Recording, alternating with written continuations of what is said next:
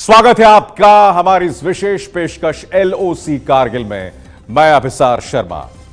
सीमाओं पर गर्मी है, सियासत जो है उसमें जबरदस्त असंतोष है। जी हां, पड़ोस में बैठा पाकिस्तान सीमा पर शांति के लिए तैयार नहीं है। इसलिए हमारे जवानों को चाहे चिलचिलाती गर्मी हो या कपकपाने वाली सर्दी, 24 घंटे सीमा पर पहरा देना पड़ता है। ऐसा ही तो पहरा दे रहे थे परमजीत सिंह और प्रेम सागर, लेकिन पाकिस्तान ने उन पर पीछे से हमला करके सिर काट दिया। एक हफ्ता हो गया है इस बात को। सीमा पर सब पहले जैसा हो गया है, लेकिन क्या हमारे जवानों के लिए सीमाएं पहले जैसी हैं? एबीपी न्यूज के संवाददाता पाकिस्तान से लगी देश की सीमाओं पर यही पड़ताल कर रहे हैं हमारी इस खास पेशकश में।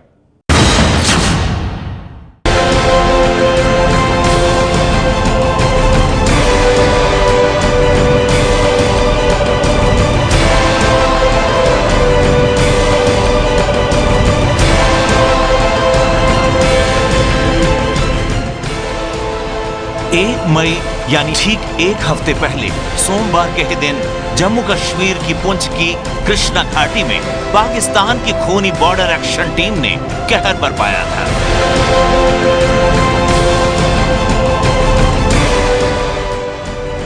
देश की ड्यूटी कर रहे हिंदुस्तान के दो जाबाज परमजीत सिंह और प्रेम सागर को छल से मारकर उनके सिर काट अपनी मांद में छिप गए थे पाकिस्तानी बॉर्डर एक्शन टीम की 647 मुजाहिद बटालियन के खूंखार।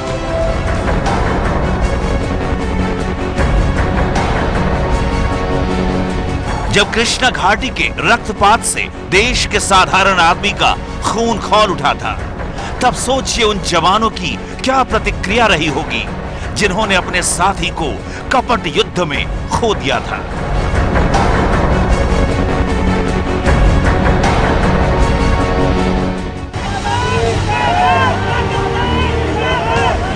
कृष्णा घाटी की खूनी होली के बाद भारत ने पाकिस्तान के खिलाफ कोई युद्ध तो नहीं छेड़ा, लेकिन देश के मन में एक सवाल उठा कि आखिर कैसे देश के जवान करते हैं देश के बॉर्डर की हिफाजत।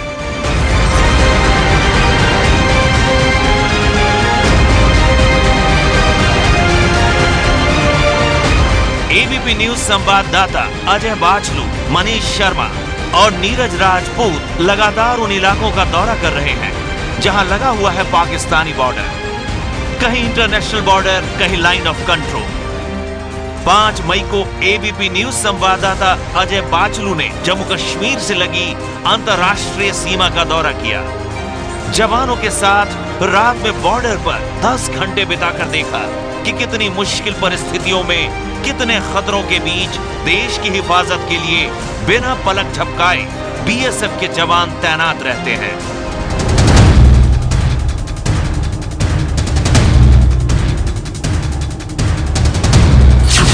कल यानी 8 मई को राजस्थान बॉर्डर पर जवानों की ड्यूटी देखने गए संवाददाता मनीष शर्मा 50 डिग्री तपती गर्मी में पाकिस्तान से सटे रेत से भरे जैसलमेर बॉर्डर कौन आना चाहेगा?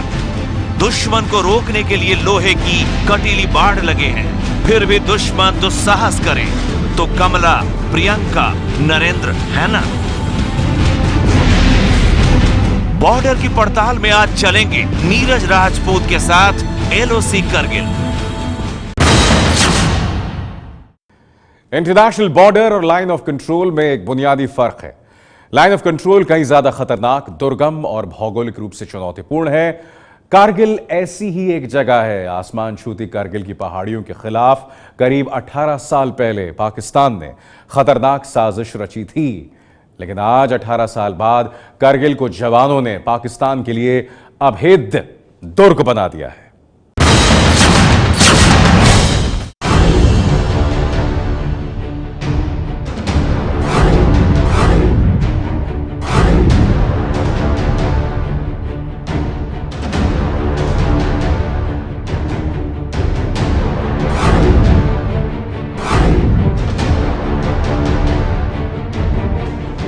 एबीपी न्यूज आज आपको लेकर चल रहा है एलओसी के उस हिस्से में जहां भारत और पाकिस्तान के बीच 1999 में करगिल युद्ध हुआ था।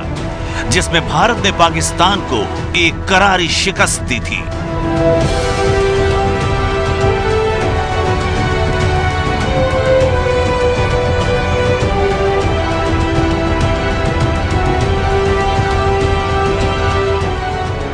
यहां पर भी पाकिस्तान ने सबसे पहले हमारे एक सैनिक कैप्टन सौरभ कालिया को बंदी बनाया था और फिर उनके शव को क्षत विक्षत कर दिया था। पाकिस्तान की इस नापाक हरकत के बाद भारत ने पाकिस्तानी सेना पर जोरदार हमला बोला था। इस वक्त एबीपी न्यूज़ करगिल में ही है, करगिल में जहां पर युद्ध स्मारक है और ये युद्ध स्मारक जो है हमारी देशभक्ति के तीर्थस्थल के रूप में है। हमारे जो वीर सैनिक थे वो इन ऊंची ऊंची पहाड़ियों पर चढ़े और फिर वहां पर अपनी विजय पताका फहराई। जैसा कि अभी इस वक्त यहाँ युद्ध स्मारक पे यहाँ हमारा तिरंगा यहाँ पर लहरा रहा है इसी तरह से। और अब जबकि यहाँ पर भारत और पाकिस्तान के बीच में क्योंकि तनाव हमेशा बना रहता है, इस वक्त भी तनाव बना हुआ है। जब से कृष्णा घाटी में पाकिस्तान ने जो बर्बरतापूर्ण कार्रवाई की हमारे 2 सैनिकों के साथ, उसके बाद से ही लगातार हमारी जो सेना है, सैनिक हैं, वो अलर्ट पर हैं। और यहाँ पर करगिल में भी हमेशा हमारे जो जवान हैं, सैनिक हैं, वो हमेशा अलर्ट पर रहते हैं। वो इसीलिए अलर्ट पर रहते हैं कि पाकिस्तान ने यहाँ पर घुसपैठ करने की कोशिश की थी। एबीपी न्यूज़ जब करगिल पहुंचा तो पाया कि हमारे सैनिक यहाँ पर पूरी तरह से मुस्तैद हैं। पाकिस्तानी सैनिकों की हिम्मत नहीं है कि वो भारत की तरफ आंख उठाकर देख सके।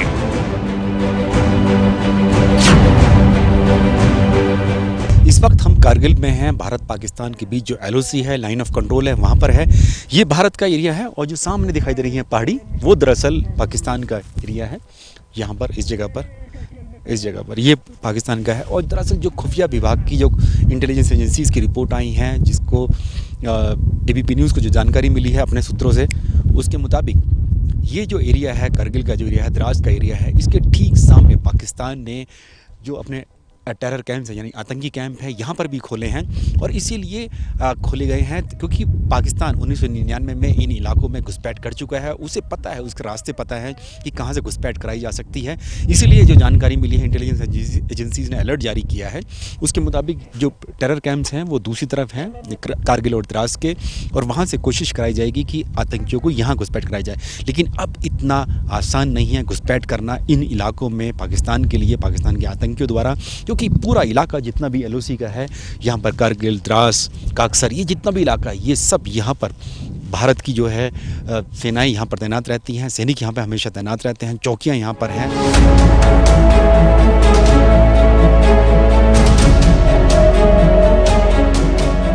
इस इलाके में तोतोलिंग हिल और टाइगर हिल जैसी ऊंची ऊंची पहाड़ियां हैं, जिसके चलते यहाँ LOC पर बॉर्डर फेंस यानी कटीली तार नहीं है। यहाँ पर बनी पोस्ट से ही जवान LOC की निगरानी रखते हैं। ये निगरानी खास तौर के कैमरों और इलेक्ट्रॉनिक सर्विलांस के जरिए की जाती है।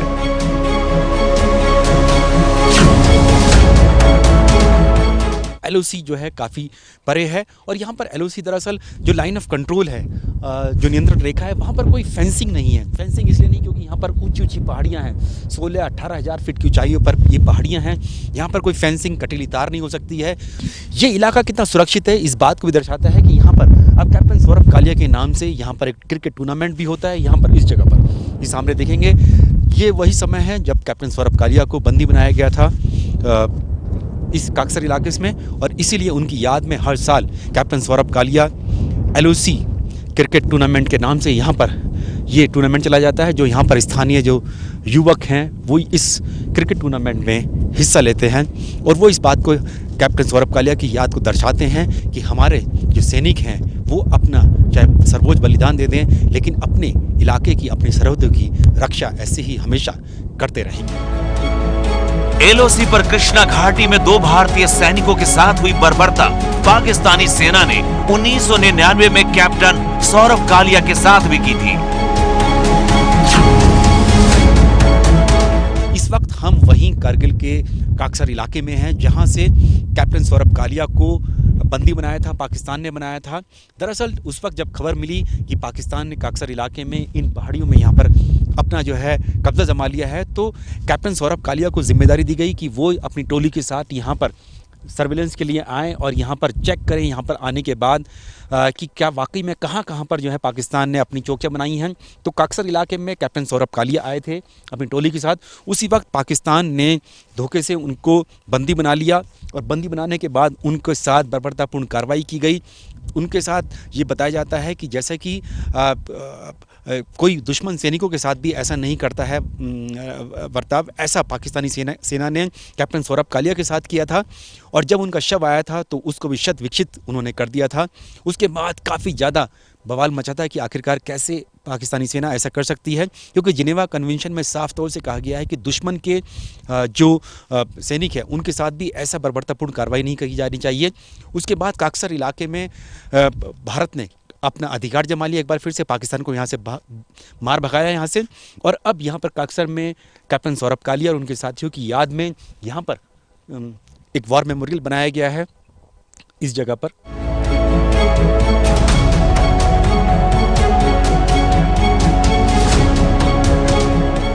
द्रास और तुर्तुक के दूसरी तरफ पीओके में पाकिस्तान ने आतंकवादी कैंप बनाए हैं, जिसके बारे में खुफिया एजेंसियों ने अलर्ट किया है। करगिल के शहीद जवानों की याद में बना है ये वॉर मेमोरियल। पाकिस्तान के खिलाफ जो करगिल युद्ध हुआ था उसको भारत और भारत की सेना ने ऑपरेशन विजय का नाम दिया था। ऑपरेशन विजय इसलिए क्योंकि भारत को पाकिस्तान पर विजय हासिल करनी थी। यह कारगिल वॉर मेमोरियल कारगिल युद्ध शहीदों की याद में नवंबर 2004 को बनाया गया था। इस मेमोरियल को द्रास सेक्टर में बनाने का मुख्य कारण यह था कि कारगिल युद्ध का एक बड़ा भाग द्रास सेक्टर में ही लड़ा गया था। इसके अलावा आप लोग जिस स्थान पर खड़े हैं यहाँ से उन पहाड़ियों की चंद एक चोटियाँ दिखाई देती हैं जिन पर पाकिस्तानी सेना अपना कब्जा बनाए बैठी हुई थी। करगिल में यहाँ पर पाकिस्तान की वो संतरी पोस्ट भी हैं जो पाकिस्तान 1999 में हारने के बाद छोड़कर चला गया था। ये बत्रा टॉप, जहाँ बत्रा हिल है, वहाँ पर ये पाकिस्तान ने अपनी जो पोस्ट बनाई थी जहाँ पर उनके सैनिक रहते थे, उनको छोड़ के भाग खड़ा हुआ था। और इसलिए भारत ने अब इनको वॉर ट्रॉफी के तौर पर यहाँ पर करगिल में रखा हुआ है।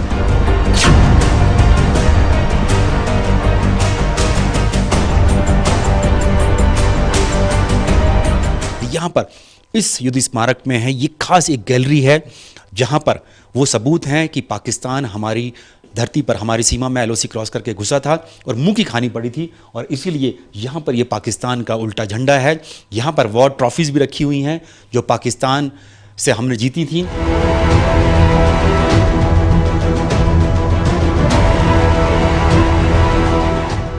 1999 के ऑपरेशन विजय में बोफोर्स तोप ने एक अहम भूमिका निभाई थी। ऊंची ऊंची पहाड़ियों पर छिपे दुश्मन पर यह बोफोर्स इतनी गरजी कि पाकिस्तानी सेना को पोस्ट छोड़कर भागना पड़ा था। करगिल युद्ध के 18 साल बाद भी ये तोपें भारत और भारतीय सेना के सबसे कारगर हथियारों में से एक है। करगिल युद्ध में बोफोर्स तोप ने एक अहम भूमिका निभाई थी और इस वक्त भी जो बोफोर्स तोपें हैं वो यहाँ पर करगिल में सबसे ज़्यादा तैनात जो बोफोर्स तोपों की है, जो बैटरीज हैं बोफोर्स तोप की, वो यहाँ पर हैं। अभी जैसे ये एक बोफोर्स तोप यहाँ पर है, इस बोफोर्स तोप की जो गन है, आगे का जो बैरल है, उस पर कपड़ा लगा हुआ है। लेकिन कभी भी अगर ज़रूरत पड़ती है तो इस बोफोर्स तोप का जो बैरल है उसको खोल दिया जाएगा दुश्मन के खिलाफ। करगिल युद्ध में खासकर टाइगर हिल पे और जितने भी यहाँ पे ऊंची पीक्स थी, खासकर विंटर के मौसम में ये और ज़्यादा कारगर रहती है और एक बहुत अच्छी गन है हमारे लिए। बहुत अच्छी गन है ये बोफोर्स तोप है। जो बोफोर्स तोप है उसकी मारक क्षमता जो है 30 से 40 किलोमीटर है। और अगर देखेंगे चारों तरफ अगर ऊंची ऊंची पहाड़ियाँ अगर यहाँ पर हैं तो इन पहाड़ियों के ऊपर अगर पीछे की तरफ भी अगर दुश्मन कहीं बैठा हुआ है तो इन पहाड़ियों को क्रॉस करके भी जो बोफोर्स तोप का गोला है वो दुश्मन के इलाके में जाकर गिरता है। इसीलिए इतनी इसको सबसे कारगर हथियारों में से अगर भारतीय सेना के पास है तो वो है ये बोफोर्स तोप।